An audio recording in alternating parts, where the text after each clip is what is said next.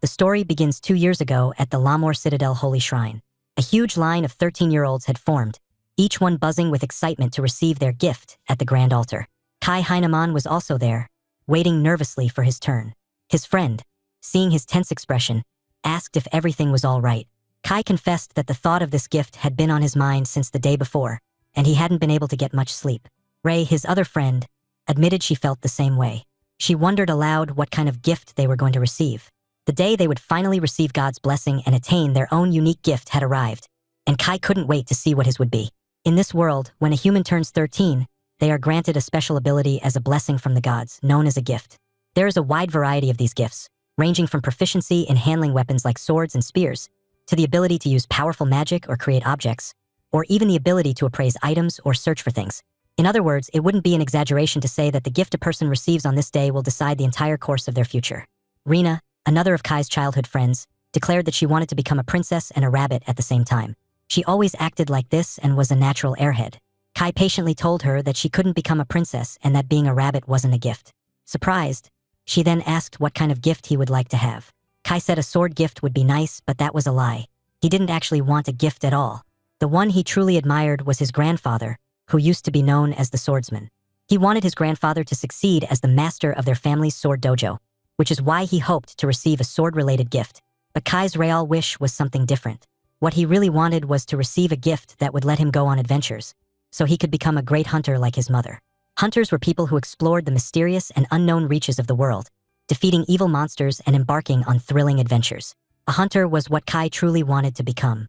Besides, even if he did receive a sword gift, he didn't seem to have any natural talent with a sword to begin with. He was much slower at learning techniques than most people, and his physical strength was the weakest among the other disciples his age. Meanwhile, Rena was now wondering if she could become a cat. Kai thought that his other relative, Roman, should be the one to inherit the dojo. After all, he had the talent for it. A bright light suddenly flared for a moment at the altar, a sign that someone had received a rare gift. Leia was the one who had received it, the gift of Sword Expert. As expected, Leia Hellner was another of Kai's childhood friends. She was the only daughter of a long-standing sword dojo in lore, which was said to rival the Heinemann style of swordsmanship. She was also his fiancée, although that part was just something both of their parents had decided for them. Keith and Roman were there too. Kai asked Roman what gift he had received, but Roman just gave him his stuff and turned to Leia, announcing that he had received the gift of Spear King. Leia, unbothered, said she had seen him and knew that already. Roman didn't seem offended and mentioned that someone had come to ask for Leia Hellner. He explained that he was a member of the Holy King's Order of Paladins, and they would like to speak with her regarding the gift she had just received. Leia was puzzled, because her gift wasn't all that rare compared to Roman's. He responded that while her gift itself might not be unique, the fact that she was the Hellner family's only daughter and had trained every single day from dawn till dusk to hone her swordsmanship gave her gift of sword expertise a special significance. They wouldn't force her to join their ranks, though, he added, mentioning their military post in Lamor. Kai was amazed. The Holy King's Order of Paladins was formed by the Amelia Kingdom's finest knights. To discuss this important issue, they followed the knights outside. Before leaving, Keith apologized to Kai on behalf of Roman. Kai said he was fine and told him not to fall behind. The line was moving, so Rena and Kai followed the other people. When it was Rena's turn, she was informed that her gift was Swordsmaster. The knights at the altar were talking amongst themselves about how crazy this year's gifts were. The appearance of so many powerful gifts was considered proof that the demon's strength was increasing. In other words, they believed the demons would be attacking soon. The man who was announcing the gifts warned the knights to keep any unnecessary remarks to themselves. Now, it was finally time for Kai to learn his gift. The moment he placed his hand on the glowing crystal, the man at the altar looked shocked. Kai's body suddenly felt incredibly heavy, as if a great limit had just been placed upon him. But he had never heard of a gift having limits. The brilliant light from the crystal, which had been glowing just a second ago, disappeared suddenly. The name of Kai's gift was announced, most incompetent in the world. Back in the present time, at the lore training grounds, Roman was beating up Kai, and a crowd of people were enjoying watching him being bullied. Kai was trying his best, but as the most incompetent person in the world, he had his hands tied. Roman executed his last attack and knocked him to the ground. When Kai opened his eyes, he saw the sky. He figured he had passed out after Roman hit him. The first thing he heard was Leia's worried voice. She came over and helped him stand up. As he looked at her, he noticed her heavy breasts and felt embarrassed. So he insisted he didn't want her help and could stand on his own. He comforted her, saying that he was fine because this was happening to him all the time. Ever since he had received his gift of most incompetent in the world at the shrine that day, this had been what his life was like. It had become his everyday routine. Since the manifestation of his incompetence, his physical abilities had declined significantly, and no matter how much he trained, he couldn't become any stronger. At this point, he was even weaker than women and children who hadn't done an ounce of training. No one would ever talk to him anymore, not even the friends he used to practice with at the training grounds. People would hit him if he made eye contact with them, and they tormented him relentlessly in practice battles. Fractured bones and bloodshed were normal. He had started to consider days when he got away with just a bump on his head and a bloody nose as lucky. Even total strangers would verbally abuse him and throw rocks at him if they knew about his gift. In Lamor, it was only Leia and a few others who treated him the same way as before. The day he became incompetent, he lost the right to inherit the Heinamon family dojo, and his engagement with Leia was immediately cancelled. Now he was truly a nobody. Not the successor of Heinamon sword art, nor Leia Hellner's fiancé, just an incompetent subhuman going by the name of Kai Heinamon. Leia asked Kai if he was going to the royal capital soon. Kai explained to her that it was pretty hard for him to stay in Lamor, so he thought that if he went there, then at least there would be a place where he would be treated like a person. She tried to stay positive and asked if he was going to find a job in the capital. His mother wanted him to, but he planned to go to the neighboring city, the neutral city of knowledge, Babel. It was home to a race without gifts, so he was sure someone with a trash gift like his could find some kind of work there. He promised to send her a letter once things had settled in Babel. She said that wouldn't be necessary and stood up to leave. She didn't explain the reason why he wouldn't need to send her a letter and just said she needed to sort out her luggage. Kai was puzzled but didn't insist and decided to go visit his grandfather. When he stood up, he saw Roman standing in front of him. As if Kai didn't already know, Roman said he was the holder of the Spear King gift and that Kai wasn't engaged to Leia anymore. He said he had the right to marry Leia, even though he wasn't from the main family. Kai responded to him that this was something Leia should decide for herself. Roman asked if he really thought Leia would choose an incompetent mutt like him. Kai responded that the depth of his feelings towards her was different than his and that he was worrying over nothing. Roman wanted to continue their argument, but his teacher called him to stop talking to Kai and continue the practice battles. He told Roman that only idiots would waste their time on an adult like him. Before going, Roman yelled at Kai, warning him not to involve himself with Leia anymore. Kai was puzzled once again because Leia was more like a sister to him. He wanted to tell him that he didn't have any romantic feelings for her, but he didn't think he would understand that. Kai went to his grandfather and thanked him for everything until now. His grandfather apologized for all he had put him through. Kai asked what he meant, and he said his engagement with Leia was cancelled and that he was effectively chasing him out of the house. Kai responded that he didn't mind that at all. Kai explained that he had always seen Leia as his sister. Besides, going to the royal capital of Babel was his dream. That's why he didn't feel discouraged one bit. Suddenly, his grandfather started laughing. Kai asked what was so funny, and he said he was just thinking how old he had gotten. Sometimes he could see it in his own eyes, and it felt like they were clouded. But if Kai's eyes were clear, he wouldn't have any problems. He told him to head to the capital and try living as he saw fit. It was true that his dream was to travel to Babel and become a hunter rather than take over the dojo, and it seemed like his grandfather saw straight through him. But still, he wanted Kai to know that no matter what gift he possessed, he was his family. That hadn't changed and never would. He was welcome to come back here, and this place would always be his home. Kai appreciated it, but he said he didn't belong here anymore and he would never come back. However, he was faced with the real anger of his grandfather. He told Kai to let him see his face every now and then, and Kai had to promise to come visit him. His grandfather then turned his back on him and told him that the conversation was over. He told Kai to take good care of himself and shut the door. Kai packed his bag and was ready to go. Things were finally going his way. He was going to head to Babel, the gathering point of all aspiring hunters, and take his chance to possibly become a qualified hunter. He was going to become a hunter and make his dreams come true in Babel. In the next scene, Kai arrived at the station. He was looking for the carriage station. He thought it must be around this corner, so he started walking around. He was amazed by the fancy carriage he saw and wondered what kind of person could be riding inside. A girl named Rosemary came and asked if he was Kai Heinamon. That was the same name as the Amelia Kingdom's priestess, but he didn't think there was any way she was that person. Rosemary told him that she was going to accompany him on his trip to the royal capital and was pleased to meet him. She even asked him to call her Rose. He was a bit nervous, and the woman right behind Rose didn't help him at all. She suddenly came closer to his face and asked if he had no manners. Rosemary told her to stop that and said he was the one who had wanted to travel with him. Her actions brought shame to both her and his grandfather, the Sword Saint. Rosemary then bowed to him and apologized. Their servant tried to explain that Anna, the rude woman, was doing that because of the devotion she had to her. Rose said she knew that and suddenly slapped herself really hard. Kai was flabbergasted. She suddenly smiled and said they should get going. as if she hadn't just slapped herself. She told him to hop aboard the carriage. Wondering if all nobles were like that, he tried to get on the carriage.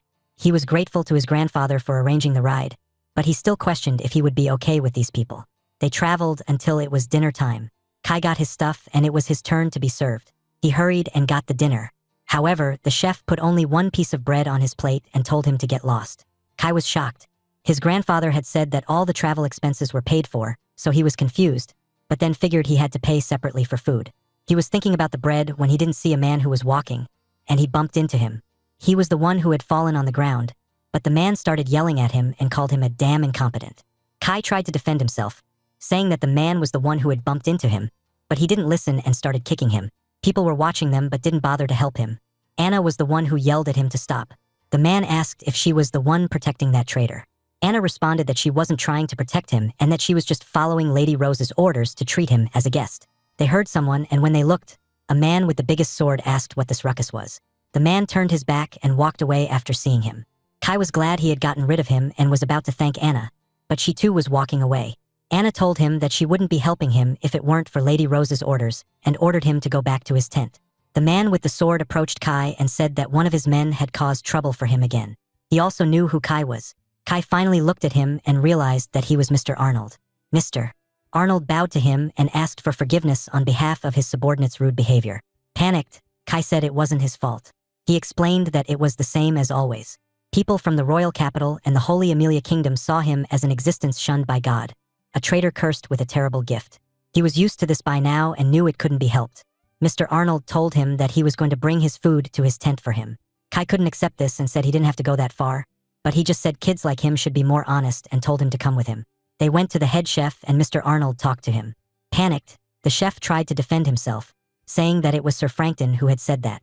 But Mr. Arnold wasn't asking about that. He grabbed his shirt and yelled at him to make Kai's food. The chef was terrified and immediately said yes. He told the other chefs to serve Mr. Kai's meal this instant. After 5 minutes, Kai's plate was full of different types of food. Kai felt the need to thank him for this, but he said he didn't have to do that. This was what he was entitled to. He was still a kid and should eat lots so he could grow up nice and tall. After that, he excused himself. He was going to talk to Frankton as well as the other subordinates and told them not to worry about this issue anymore. Kai was shocked that there were people like him in this world. 2.3 days later, they were in the Silk Great Forest, and Kai was getting his usual amount of food. Since that incident, they had always given him these portions. Plus, people had stopped harassing him too. Mr. Arnold was amazing. At night, Kai was wondering what Ray and Keith were up to right now. Rena was a sword saint, and Keith was an archmage. Keith had said he was going to the royal capital to study, and Rena had joined the heroes' party to defeat the Demon King. He hoped that Rena was all right. While thinking about his friends, Rose came and asked if she could come inside. Kai invited her in, and they sat right in front of each other. Kai questioned what the reason could be for why she would come to his tent. He didn't like dealing with her, and if someone were to see her here, he would get harassed again. Kai wanted to ask what brought her here, but she suddenly apologized to him. She had heard from Arnold what the knights had done to him the other day and felt so bad. Kai comforted her, saying that she didn't have to be sorry for that and that it was in the past now. Rose said it was because of her, because she had selfishly asked his grandfather if she could travel to the capital with him. Kai wondered why she had wanted to travel with him in the first place. She said it was because he was Rena and Keith's childhood friend. Kai was shocked because he didn't know that she knew them. She said that Keith was the younger apprentice of the head court magician, who was also her magic mentor, and Rena was her best friend. Kai was shocked again, learning that Rose was learning magic under the magician's head court. He had no idea who this girl was and started questioning in his head if she was the holy priestess, Queen Laura. Kai asked if they had told her about him, and she confirmed that Rena had always talked about him, and Rose knew more about Kai than Keith did. Kai was sure Rena had told her all about his embarrassing moments from the past. He finally figured out why she had wanted to come with him. After hearing so much about Kai from them, she had wanted to meet him herself. Kai asked if Rena was doing well in the heroes team. Rose said she still had the same childlike personality, and the heroes and knights all loved her. Kai was glad to hear that. She had always been a bit of a klutz, and Kai was worried about her. As they were talking, Anna came and told Rose that she should be getting to sleep soon. She said she must have lost track of the time while talking with Kai. Anna, while glaring at Kai, helped Rose stand up. Kai thanked Rose for telling him all those things. Rose had had so much fun as well and wanted to talk to him again. After they left, he decided to sleep, but then Mr. Arnold came to his tent. He asked if something was the matter, and he said he just wanted to thank him. Confused, Kai said he didn't do anything. Mr. Arnold thanked him for talking with Lady Rose. Despite what had happened, she was truly glad to be able to have a heart-to-heart conversation with him. Kai said he was the one who should thank her for speaking to an incompetent like him. Mr. Arnold explained that it may not be as dire as his, but he was also bestowed with a weak gift. That's why he could empathize with him. Kai was shocked that he had a weak gift. Mr. Arnold advised him to just do his best and work hard, and he would be rewarded. Meanwhile, within the Great Silk Forest, Sir Frankton came. He asked how things had gone on his end, and the man who was waiting for him informed him that all of the creatures brought forth from his elite squad of the Empire's finest summoners were in position. Their black panthers and ogres were surrounding them as they spoke, and with the two of them joining the attack, not even a single mouse would be able to escape. Sir Frankton expected nothing less from the squad led by Sir Enzi, the Supreme Summoner. His reputation truly precedes him. Sir Enzi said he disliked groundless flattery and asked about the princess's movements. Princess Rose was engaging in conversation with the incompetent traitor earlier, but she was soundly sleeping by now. All that was left was for them to cause a commotion and separate the Knight Captain, Arnold, from the princess's side. After that, all would go according to their arrangements. Princess Rose was the strongest candidate for the throne. If it weren't for her, the next claimant in the line would be Prince Gilbert, the man he supported. Sir Syl asked if he would sell out the royal he served and said the soldiers of the Empire wouldn't dare to think of that. Sir Frankton asked if he meant to say that they had no shame. Sir Syl responded, saying if he had heard it any other way, then he must have phrased it wrong. Sir Frankton told him that he knew nothing about their nation's internal matters. What he had just said was extremely offensive, and he asked him to withdraw his statement. Sir Syl was calm and said it was true that he was betraying his master. Sir Frankton tried to defend himself by saying they weren't betraying, and this was merely to wed her to the Empire. But they all knew she would sooner become the toy of a gang of gloomy summoners for the rest of her life. Sir Enzi told Sir Syl to stop and apologized to Sir Frankton on his behalf. Frankton realized that he had let himself get caught up in anger, and there was nothing to gain from fighting amongst themselves right now. He said it was right and suggested returning to the camp and starting the operation. He said he was counting on both Sir Syl and Sir Enzi. Sir Frankton was so excited because the time to drive that princess out of their homeland had finally come. Two of the Glittner Empire's strongest assets, the 6 commanders, were there with them. There was no chance of failure. He wasn't going to allow that infuriating Princess Rose to become the next queen. If she were to succeed in the throne, the noble order he had been protecting all this time would be destroyed from its roots, and he couldn't afford that to happen. As a member of the proud lineage that had served the throne for generations, for their great cause, he was going to see it done and swore his loyalty to Prince Gilbert. That night, Kai woke up from his sleep to go to the bathroom. He regretted not going more before sleeping. He thought he could just do it near the tent, but it would be a hassle if someone found him. He went a bit far, but it was too dark to see his footing. He looked around and found a good spot, but then made eye contact with a scary man. He started panicking because he was sure this person wasn't on the carriage. He asked if he was someone who lived around there. The man ignored his question and said there wasn't anything about this in the report. He said a little playtime should be fine as long as it didn't interfere with the plan. Kai was terrified by him. He told him that he could run away if he wanted and that he should run away, or else it would be quite boring because he had just summoned many different monsters to kill him. Kai started running away without thinking, and while running, he tried to understand what was going on. Who was that man? What was he? And why was he trying to kill him? His chest started hurting, and he couldn't breathe. His legs were screaming in pain, and his whole body was breaking down. Once again, he hated that he was so slow. Even though he was running for his life, he could already hear footsteps right behind him, and he didn't want to be caught. He knew he was slow because of that fight. Ever since that day, because of this so-called most incompetent gift in the world, his life had been miserable. He was always suffering because of this cursed gift. If it was going to be like this, he wished to have a swordsmanship gift instead. He wouldn't have cared if he had never become a hunter. If he had lived and died in lore, he would have taken over the Heinemon Swordsman's dojo, married Leia, met with Rena and Keith sometimes, and talked nonsense instead of dying in the middle of an empty forest, killed by monsters. He saw running water and thought this was the end. Inside the waterfall, he saw a light. The monsters were coming, so he had no choice but to move forward. After he ran inside the waterfall, he found himself in the middle of nowhere. Confused, he wondered what was going on. Just a second ago, he was inside the forest, and the entrance he had used was nowhere to be found. He started laughing hysterically because of the irony in this situation. He wasn't sure, but it looked like he had managed to escape from the monsters. But then he thought the cave itself might be some kind of trap. He saw a building and wanted to rest in the shade for a little bit. The building was actually a temple. He saw a stone that looked like the shape of a hand, and there was something written. He wanted to take his chance and put his hand on the hand-shaped thing. A light appeared, and the circle in front of him started shining. Something appeared. Verified access for gifts ranked above divine. Registered player, Kai Hainaman. Kai read what it said and wondered if it was some kind of mistake. After that, the system welcomed him to the trials of the gods. He proceeded to the next step and it explained the rules. The rules were simple. He cannot leave this place until he clears this game. Once registered, players do not age, and time outside was halted. Players were granted the infinite storage toolbox and special appraisal skill, as well as escape shoes and indestructible stitch. And last but not least, the elixir stored in the item box could hold up to 20 bottles. Kai figured that the dungeon itself was the game. But relics like this would normally be cleared up by top-tier hunters working in teams. There was no way one person could clear a whole dungeon alone.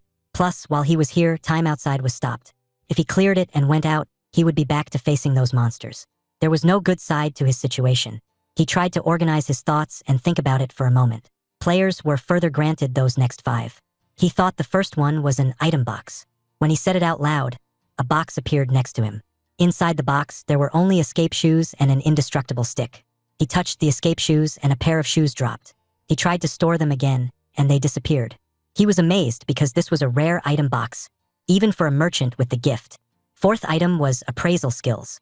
He looked at the shoes and tried to use his appraisal skills. The shoe increases the probability of fleeing from enemies, but once the owner initiates combat, the effect of the shoes in that battle is nullified. Being able to escape from enemies like this was something Kai had never heard of before, and he wondered if this was a national treasure level item. He then had an idea and tried to appraise himself. Seeing his skill description, he confirmed that his gift was really a divine rank. Under certain conditions, it holds the potential to exceed all limits in any category. It was pretty abstract, and he wondered if it was just a fancy way of saying effort pays off. He didn't really understand the concept of gift ranks either, so he decided to check on the elixirs. He decided to appraise everything in the room one by one to find it. Finally, he found an elixir spring. He thought it would be in a bottle, but it was actually gushing out. He tried to confirm if this was really an elixir source and cut his finger a little bit. When he put his injured hand inside the water, his cut instantly healed. He was amazed once again. Despite having the most incompetent in the world branded on him, he had obtained the item box and the appraisal skill. Plus, he had discovered the elixir spring, a historical, monumental find. If he reported this to the Hunter Guild, he would surely be favored and become a renowned hunter like his mother. With his escape shoes, his own knife, and an infinite storage toolbox that had elixir inside, he was ready to escape this place. He entered the dungeon and had a chilly sensation. He tried to calm down and stick to the wall, just like the hunter manual told him. He constantly comforted himself that he could do this. However, the wall disappeared, and his hand was inside the mouth of a giant monster. Kai was flabbergasted. Panicked, he tried to run away, but it was so dark that he didn't even see if it was coming for him. With his arm almost ripped out, he barely managed to go where he had started and immediately took an elixir bath. He started questioning where he was right now. His mother had called him to the royal capital. He had spent about a week traveling in the carriage, camping, and then when he had left the tent, he had bumped into a man with red hair. He finally regained his consciousness and realized where he was. Panicked, he recalled a monster eating his right arm, but thankfully, it was healed. He figured he had somehow managed to escape from that monster. But even with an elixir, his clothes cannot be repaired. The fiber got shredded into pieces, and the red stuff was his blood. He confirmed that what had happened earlier wasn't a dream and everything was real.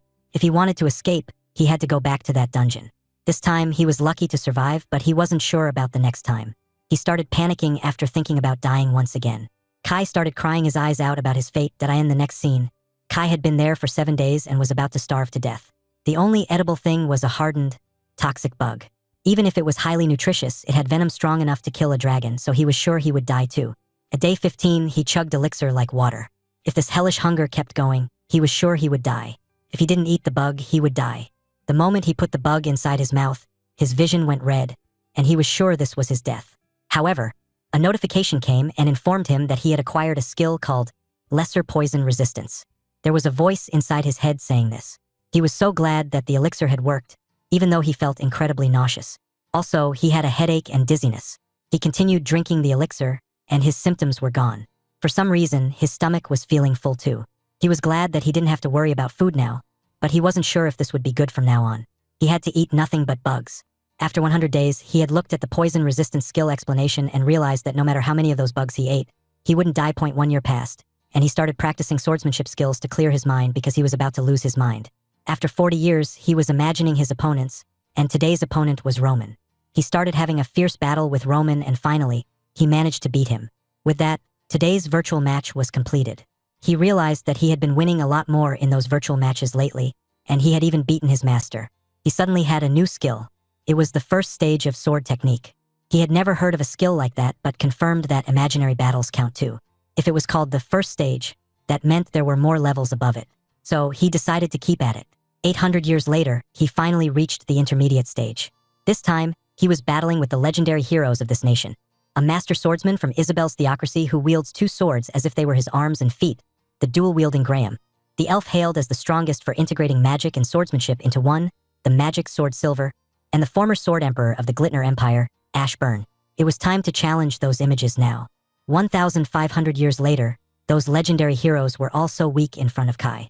He imagined them coming at him all at once and still beat them. 3,000 years after the game started, there was only one person left who could face Kai. He was the strongest swordsman in this world, surpassing all sword saints combined.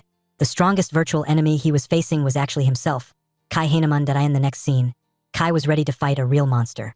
He used his appraisal skill to see what the monster's stats were, but aside from the name, everything else was unknown.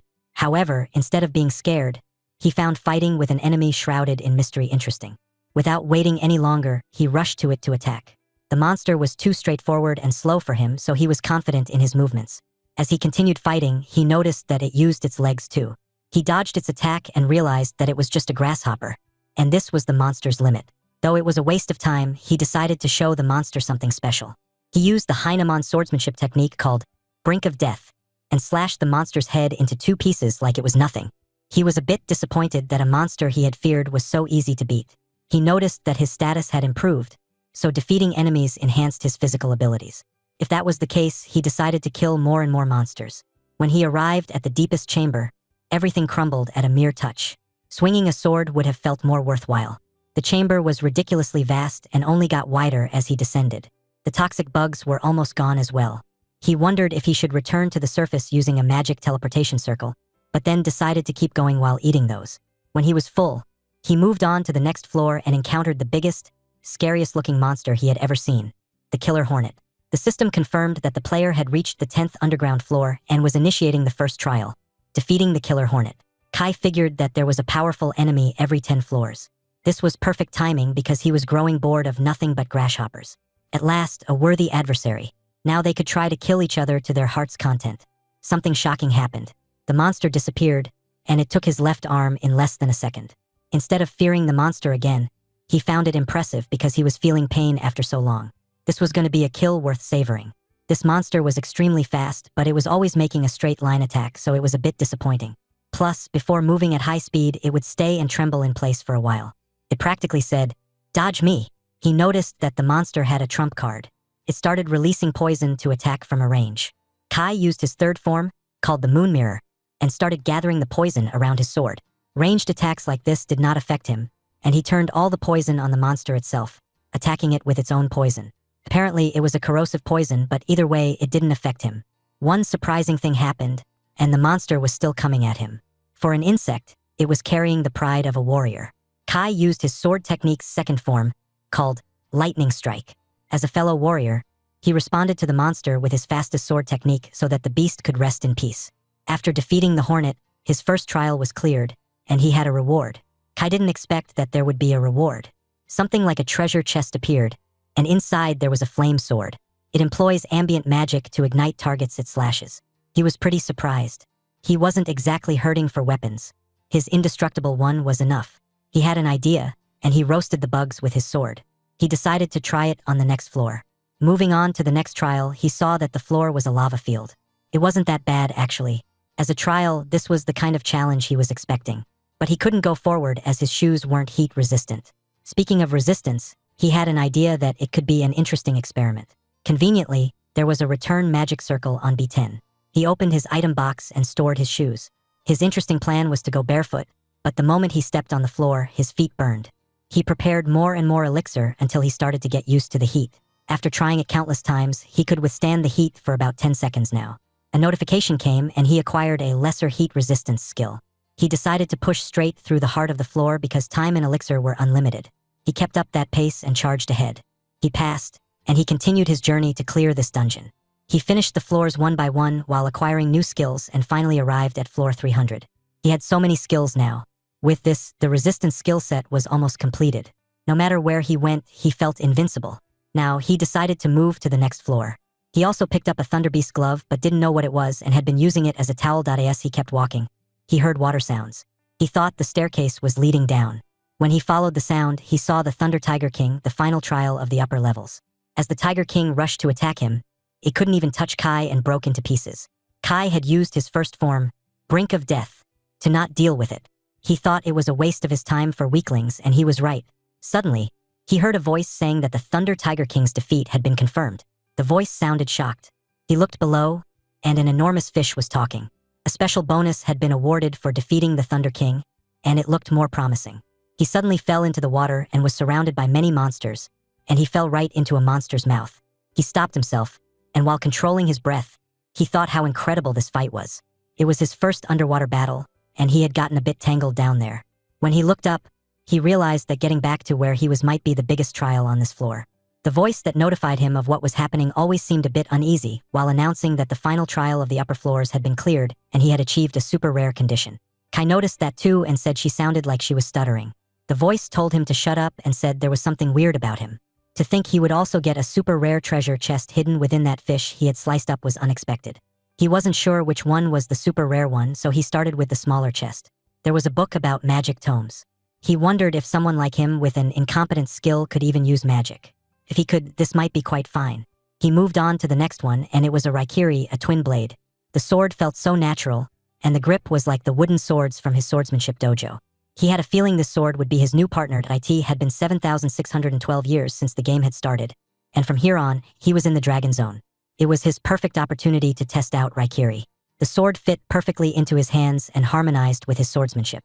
He was amazed by how good the sword was and sliced the dragons like they were insects. After killing a bunch of them, he arrived on the 350th floor.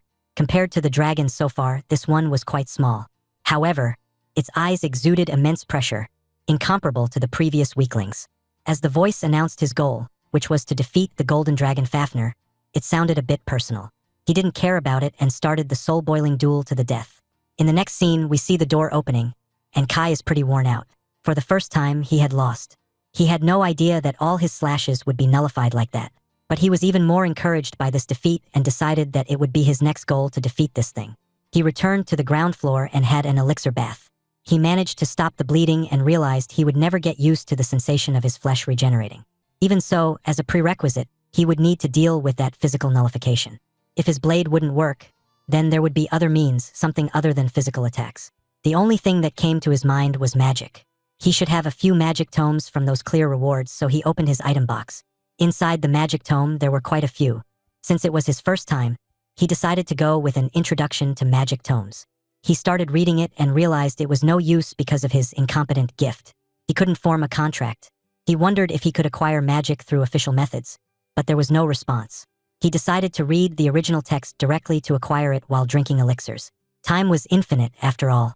He had a notification again, saying he had a new magic poison resistance skill. This headache and nausea were due to magic intoxication. If he had developed a resistance, then this might be doable. It had been 7,673 years since the game had started, and he had been reading a lot of books. He looked 60 years old, but he was finally starting to understand magic. Magic can broadly be classified as general attributes and special attributes. Beyond the basic and advanced attributes, everything else falls under the special category. Acquiring general attributes requires innate talent, unrelated to gifts. Without talent, it's impossible to form contracts with magical texts, no matter how much you train. However, magic also includes a concept called non-attribute magic. This involves imbuing objects or organic matter, like the human body, with magical energy to use its power. This only requires manipulating magic power, so no innate talent is necessary, which means Kai could acquire it. He was so happy that he could keep getting stronger. After 8,167 years, his recovery was still slow. He realized that while he was going through magical literature, the human body is a massive assembly of tiny cells, which combine into tissues that form organs necessary for life. Non-attribute magic techniques like body reinforcement and ultra-regeneration currently target entire tissues. If he could specify magic at the cellular core level within this range, theoretically, it should be possible to use true long-range attacks. With that, he was ready to practice.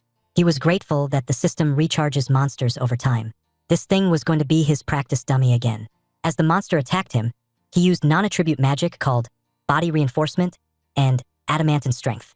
Kai was pretty surprised because this level of pressure didn't even cause injuries anymore. He took out his sword and used Magic Weapon Reinforcement, Demonic Armament. By imbuing the entire weapon with non-attribute magical energy at the molecular level, Raikiri now functions as a magical blade, and even physical immunity wouldn't stop it. He apologized to the monster because it was about to experience the blade he had prepared for Fafnir. The monster's upper half turned to dust, and Kai realized that dragons other than Fafnir can't even be used for practice anymore. 2 new monsters have been replenished beyond the wall. However, they were weaker than the previous ones. It would be a waste to use demonic armament on them, which meant he would work on advancing this one instead.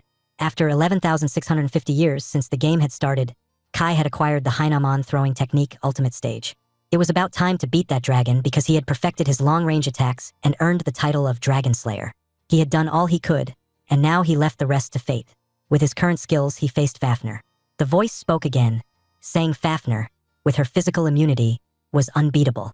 Kai asked if they should find out. As he made eye contact with her, he felt how irresistible it was. He had longed for this day to see those eyes of hers once more, to witness the fresh blood spraying from her neck. This was, in a way, a love that had lasted 3,500 years. Every single day, he had yearned and pined so much, he thought he would drown in his own obsession. For a moment, he was more than ready. As Fafnir attacked him, he managed to dodge her attack this time, and even the dragon was surprised. He wanted to show the dragon what he had achieved just to beat her. He had dedicated an enhancement just for her. 3,500 years was a lot for him not to lose his mind. So he was talking to the dragon about how he had yearned for her so much that he had dreamed endlessly of the sweet moment they would meet thousands of years later. He was ready to have a real fight with this dragon, but the least expected thing happened. The dragon surrendered. Kai froze for a moment. He thought she was lying and said she was kidding with him. He tried to convince the dragon to fight with him, at least cross blades, but the dragon said it was impossible. Kai felt betrayed because he had spent 3,500 years researching magic to counter her fangs. But now the dragon was crying her eyes out. A notification appeared, saying the 8th trial was now cleared since the golden dragon, Fafnir, had surrendered. After a little more anger, both he and the system accepted that it was over, and the system revealed his special reward. A notification appeared, informing him that the golden dragon, Fafnir, was looking at him as if it wanted to join his party. It asked if he would let her join. Kai didn't think the dragon wanted that, as she was crying, and more than anything, there was no way a creature this massive could possibly follow him. But considering this dungeon, he should assume it could adapt to accompany him. It seemed like this dragon could speak the language of humans, and after spending over 10,000 years completely alone, he had started to find that annoying woman's voice comforting, and he was desperate to have an accompany. Thinking that this might be a stroke of luck, he tapped yes, and the dragon started glowing. He thought it was adjusting her size. The dragon got so much smaller and turned into a tiny little girl who called him Master. Kai did not expect her to be this small. In the next scene, Kai wore his special clear bonus for defeating Fafnir. There was a dragon cloak, dragon clothes that were made out of the dragon's parts, and dragon boots. The clothes he was wearing didn't even retain their original shape, so he was grateful to have a full set of sturdy ones. Fafnir called him and asked what she should do with his old clothes. She called his clothes trash, so Kai was a bit offended. He warned her. He said they had trained together, so he wanted to keep it as a memento. Besides, the item box had unlimited storage. He even set the clothes as an important item to avoid accidental disposal. After that, they went back to the first floor with Fafnir. He showed her the little house he had made using materials he had gathered from the labyrinth. Fafnir's face was so disgusted, and her tummy started growling. Kai told her not to worry because there was food to eat. He had marbled beef from the Thunderox on the underground floor 290 and asked what she was thinking. Scared, Fafnir said the long buildup was so annoying that she was about to snap. Kai commented that she looked cute, but her tone and attitude were terrible. He took out his sword and explained that it was something he had gotten a long time ago. It wasn't useful in battle, but he had finally found a use for it. He used the Heinamon cooking technique, a one-sword style secret move, and grilled the meat perfectly. It had taken him 10 years to achieve this searing color. Fafnir was amazed by Kai. Her mouth watered, and she asked if she could eat it. He told her to go ahead and added that the seasoning was just salt, but he was particular about it. Underground floors 170 to 180 contain seawater, but the water quality varies because of the different monsters inhabiting those levels. So he had made his own salt from that seawater. But Fafnir didn't seem to care if the meat had salt in it because she almost ate it with Kai's hand. Kai was glad that Fafnir found it delicious and was surprised that he would need to use an elixir before a meal. They continued to eat their meal while chatting and had a cute moment together. It was Kai's usual ordinary cooking he had grown accustomed to, but for some reason, this meal felt unbelievably delicious, as if it had been 10,000 years since he had last enjoyed one. It was a very strange feeling. Something that had been missing within him for 10,000 years suddenly and quietly returned to its original place. At the same time, the obsession and anxiety over power that had dominated him up to this point melted away like shadows at sunset. The thirst for blood that had followed through him when he confronted the golden dragon was no longer visible when facing her radiant smile. He mumbled to himself that the fourth special clear bonus was Kai Heinemann rediscovering himself. Fafnir heard him and asked what he meant. He said it just meant that Fafnir and he could now have a mutually beneficial relationship. In the next scene, they arrived at the 400th floor, and it had been 13,000 years since the game had started. This monster was called an elephant because Kai had seen it in a book before. The monster was laughing and could talk. His name was Jurmakala, and it said it was a true evil god. Fafnir and Kai didn't seem so intimidated by the monster. Kai asked if she was done with her steak, and she said she would eat it later. Fafnir's whole expression changed, and she said she was going to beat the crap out of the monster. Kai told her to wait because she was still as violent as ever, but she was actually taking after Kai. Kai decided to step in here and set an example, so he told her to watch him for a moment. He told the monster that it wasn't good to throw away its life so carelessly and advised it to surrender. The monster seemed puzzled. Kai said he wasn't fond of killing. As long as it didn't try to harm him, he was committed to letting everything from bugs to dragons go free. This made the monster even angrier, and it told him that it was the servant of the supreme god, Mara-sama, the greatest god and creator of heaven and earth. It was the first vassal of Mara, holding the highest rank among the gods. It seemed like the monster wasn't going to give up, so Kai threw away his meat and killed it with one move. He said it was both long-winded and annoying. If it had just given a short refusal, at least its bones would have been left. Fafnir congratulated his instant annihilation. Kai tried to explain to her, but she took it all wrong. Kai then told her that it wasn't okay to direct murderous intent toward everyone she met, but she just said she was hungry. He said he was going to grill some meat for her. After killing the monster, he got a subjugation encyclopedia. Kai was pretty shocked and wondered if that thing could have been the floor boss. A notification appeared, asking if he would like to save the soul of Jurmakala in the encyclopedia. Fafnir was about to say yes, but Kai stopped her and told her to be careful. They pressed yes, and the monster's picture and information appeared in the book. He figured that this was how he could summon the monsters he had registered. If it's usable after testing, he might try completing the encyclopedia from the first floor again. After that, they went back to the surface because Kai had something he wanted to try at their base. Fafnir asked what he was going to do, and he said he was going to summon the Jurmakala they had just caught. It took her a minute to figure out who Jurmakala was. Kai commanded the subjugation encyclopedia to release Jurmakala, and after a circle of light, the monster appeared right in the middle of the room. The monster seemed confused. Kai and Fafnir were also surprised. Kai explained that the monster he had captured had its soul, and he had summoned it from the book, and from today it was going to serve him. The monster refused to serve him. Kai took out his stick and said he would train him himself. After wandering between life and death about 10,000 times, he might become a bit more obedient. 51,000 years after the game had started, Giri the monster was on his knees for Kai's orders. Kai was a tough teacher. He beat the monster just for being too slow with his response. The monster apologized, and when he asked who he was, he responded that he was a worthless bug crawling on the ground. Giri's personality was exactly the opposite of what it was when Kai had first met him. Fafnir woke up, and Giri was once again slow with his response, so Kai beat him again. Kai told him to do 500,000 push-ups over breakfast as a punishment. 1 hour later, Giri finished his push-ups. Kai told him that they were heading back underground to continue filling the encyclopedia. He also wanted to test this thing they had gotten yesterday, the Divine Seal Gloves. He got them and could tone down his abilities at will. If he lowered his stats to the limit, got beaten to near death, and then won, his stats would slightly increase. While he was gone, Kai ordered Giri to clean the house and restock supplies. 65,000 years later, they arrived at floor 700. There were no trees, no rocks, only a blood-red sky. There was something over there, and the weather was pretty hot. The monster said he didn't recognize him and that, for a no-name, he had made it impressively far. Because of the divine gloves lowering his stats so much, he couldn't gauge the enemy's strength based on intent or aura anymore. Previously, just by facing them, he would be able to estimate their rank. It seemed the higher the rank, the deeper the killing intent was. He asked Fafnir what she was thinking about that thing, and the only thing she could say was that it looked delicious. He tried to explain to her, but she could only think about how they were going to cook him. He told Fafnir not to act so greedy about food as a lady. When they called the monster a freak, it got angry and rushed towards them to attack. But Kai told it that it was just a figure of speech. The monster told him that he would never forgive him. Fafnir took out her guns and said she would take care of this. The monster tried to burn her with its flames, but Fafnir told it not to underestimate her and to dodge its flames with Lion Sky Slash.